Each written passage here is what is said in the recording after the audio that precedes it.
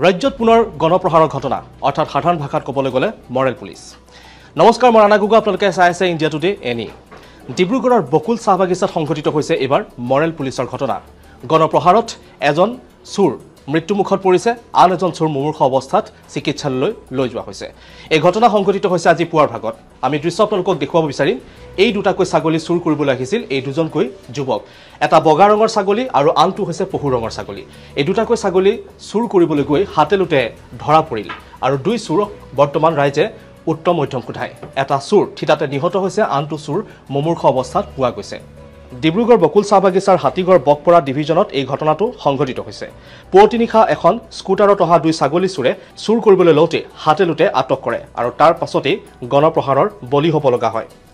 স্থানীয় ৰাইজে স্কুটাৰখন জ্বলাই দিয়াৰ অভিযোগ। ইয়াৰ দৃশ্য দেখুৱাইছোঁ। এক ভয়ংকৰ ঘটনা সংঘটিত হৈছে ডিব্ৰুগড়ৰ বকুল চাহ বাগিচাত। ঘটনাটো এটা চোৰ থিতাতে নিহত হৈছে, আমি ইয়াত দেখুৱাইছোঁ দৃশ্য, আৰু আনটো সংকটজনক অৱস্থাত দেখা পোৱা গৈছে। মৃত অভিযুক্ত চোৰটোৰ পৰিচয় সম্প্ৰতি লাভ কৰিবলৈ সক্ষম হোৱা নাই। আনহাতে জীৱিত চোৰটো বৈৰাগী মঠৰ জ্যোতিৰ্ময় হাজৰিকা বুলি চিনাক্ত কৰিছে। জ্যোতিৰ্ময় অৱস্থা সংকটজনক, বৰ্তমান অসম মেডিকেল কলেজ হাস্পাতালত চিকিৎসাধীন অৱস্থাত আছে। নামটো ভালকৈ কওঁ, পুলিচ আহি আছে। ঐ নামটো কচোন ভালকৈ ক। বৈৰাগী মঠ। নামটো নাম কি? বৈৰাগী মঠ। জ্যোতিৰ্ময় হাজৰিকা। জ্যোতিৰ্ময় হাজৰিকা। দেউতাৰ নাম? দিলীপ হাজৰিকা। দিলীপ হাজৰিকা। আৰু এইটো লগৰটো কোন? এই লগৰটো কোন আছিলে? তাৰ নাম হয় নাই?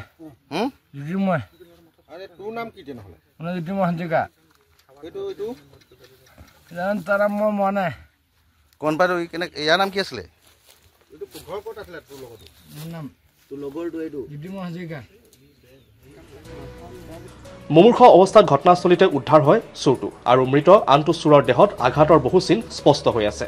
ঘটনাস্থলীত ডিব্ৰুগড় জিলাৰ আয়ুক্ত বিক্ৰম কৈৰী আৰু আৰক্ষী অধীক্ষক আৰ ৰেড্ডিৰ লগতে প্ৰশাসনৰ লোক উপস্থিত হৈ তদন্ত অব্যাহত ৰাখিছে। পৰিস্থিতিৰ সম্ভাৱ্য জটিলতাৰ প্ৰতি লক্ষ্য ৰাখি আৰক্ষীৰ লোক মোতায়েন কৰা হৈছে।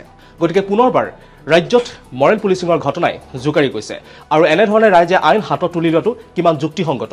আপোনালোকে এই ঘটনাটোক কি ক'ব বিচাৰিব আমাৰ কমেণ্ট ছেকশ্যনত জনাবলৈ নাপাহৰিব। চাই থাকিব ইণ্ডিয়া টুডে এনি।